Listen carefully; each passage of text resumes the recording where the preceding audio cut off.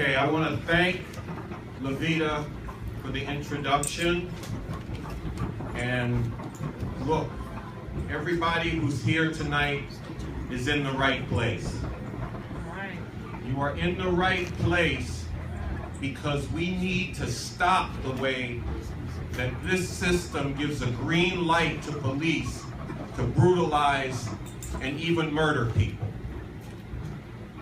Now, when we did this press conference this morning, the press kept saying, well, why y'all come to Cleveland?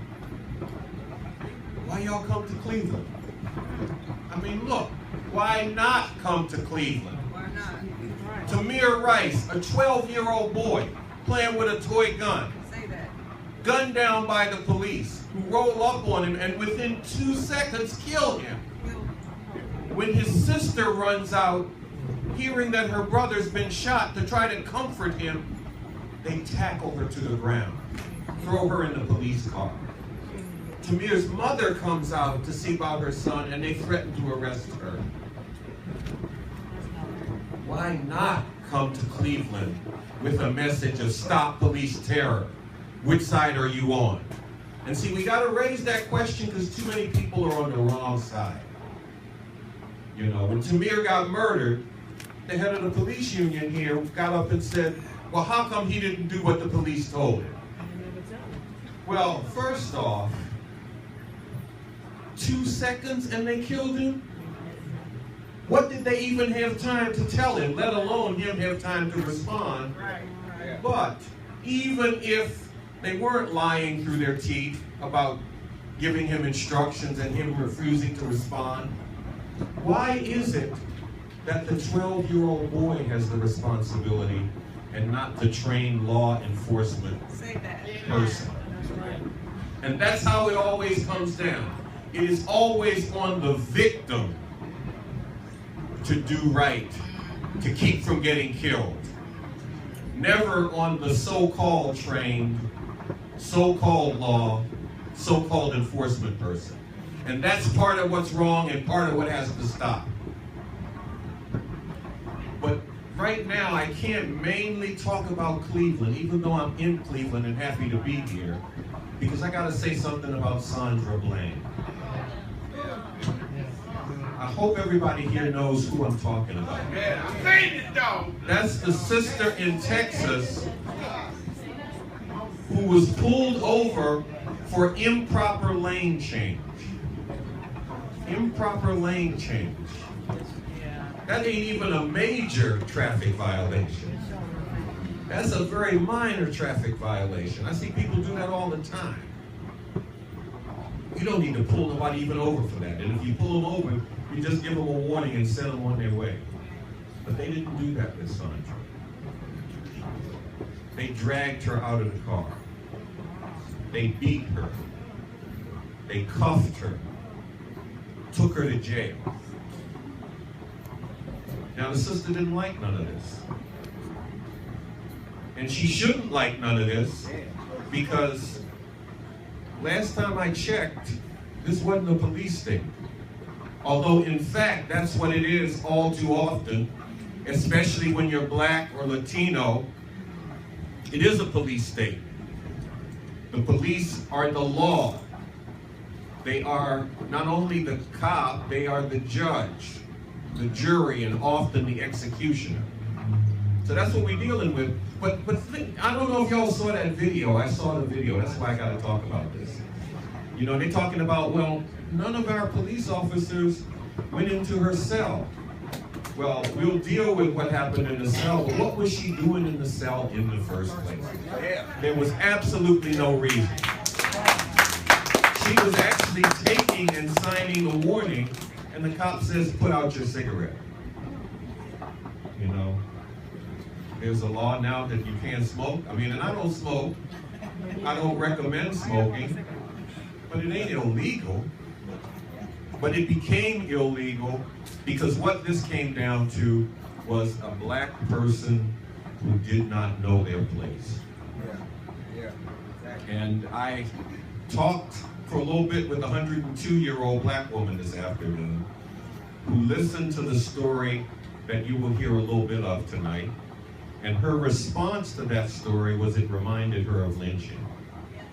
And that's what hit me about Sandra Bland, because if you study lynching, you would know that there were 6,000 documented lynchings in the United States in the first half of the 1900s.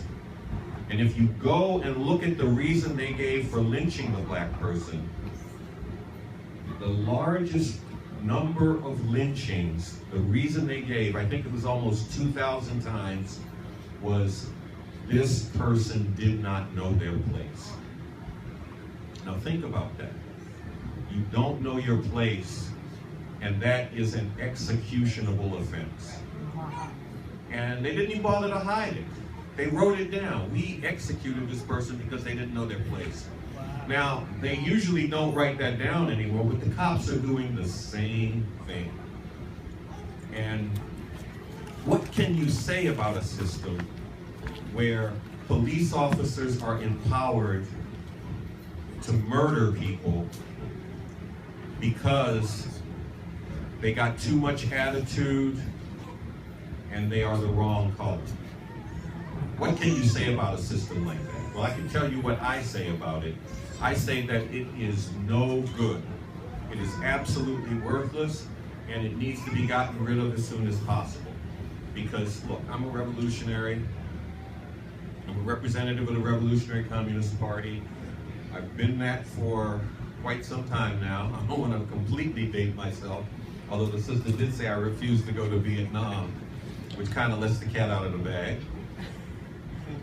So I will tell you what's needed. We got to make a revolution and get rid of this system. Because, and there is potential to do that, sisters and brothers. Because look, there are horrors going down. You know, when I went to look up the murder of Sandra Bland by the police, I put in on Google, black woman killed in police custody, in order to find out about Sandra Bland. I did find out about Sandra Bland, but I found out about 7 other black women killed in police custody recently. That's an indication of how bad it is. But there is also potential to pull something out of this, to transform this. And I want to read this quote from Bob Avakian, the leader of the Revolutionary Communist Party. He wrote this right after Charleston, but it applies right now. The Charleston Massacre is what I was referring to there. There's the potential for something of unprecedented beauty to arise out of unspeakable ugliness. Black people playing a crucial role in putting an end, at long last, to this system, which has for so long not just exploited, but dehumanized, terrorized, and tormented them in 1,000 ways. Putting an end to this in the only way it can be done, by fighting to emancipate humanity, to put an end to the long night in which human society has been divided into masters and slaves. And the masses of humanity have been lashed, beaten, raped, slaughtered, shackled, and shrouded in ignorance and misery. So look, there are horrors that are coming down. But in response to those horrors, people have begun to stand up. And we in the Revolutionary Communist Party, we're throwing our all into ending those horrors once and for all. If what they do to black people in this society was the only thing wrong, that'd be reason enough to make revolution and want to get rid of this. But it's not the only thing. There's the degradation and violence on women. There's the attacks on our immigrant sisters and brothers, the devastation of the environment of the whole planet. We are working on a revolution, and that's where I'm coming from. And I always tell people about that because it's real. I'm for being real. That is also why I co-issued with Cornel West the call for October. Because look, we cannot stand aside while people are being brutalized and murdered for nothing more than the color of their skin.